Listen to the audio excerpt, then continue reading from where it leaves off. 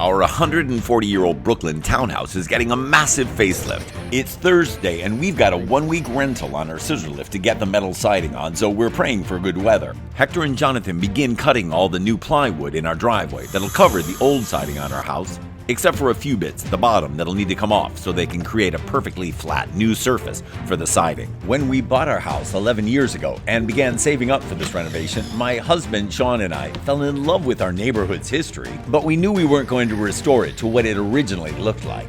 They're covering 4 earlier layers of siding instead of stripping it off because it's too expensive to remove, and all that mass means additional insulation. Sean and I have been waiting 11 years for this moment to happen, so the front row orchestra seats are where we're watching Hector and Jonathan's performance.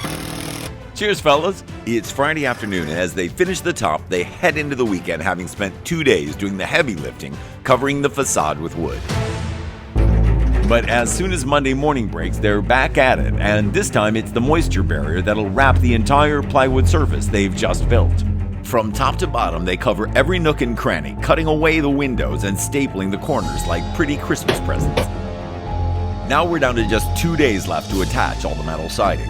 So to give the lift more room to maneuver tomorrow, I give the okay to tear down our brick front fence piers. Teresa, our neighbor across the street, is getting quite the view out of her windows and might be as excited as us to see the design we've chosen. I head inside to print out our plan that uses vertical panels ranging from 8 inches to 12 inches wide on the front, as well as 3 feet along the right side, and give it to the guys as their guide.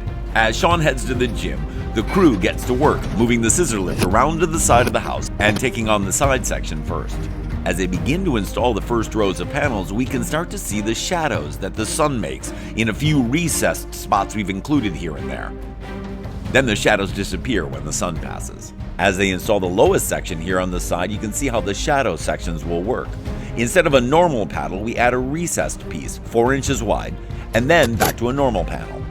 Now onto the front facade, and they start right at the top. Not only is each panel a different width, but each row is a different height, allowing us to match the horizontal seams with our window panes. By the end of the 4th day, Hector and Jonathan have covered the top half of the facade, and we get our first look at the sun's rays setting on it.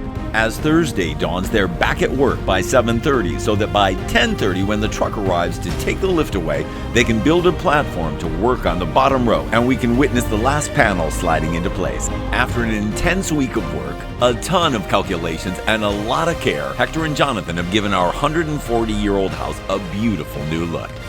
They're amazing. This is one more milestone for Sean and my 11-year journey towards creating our family home for us and our daughter. What do you think?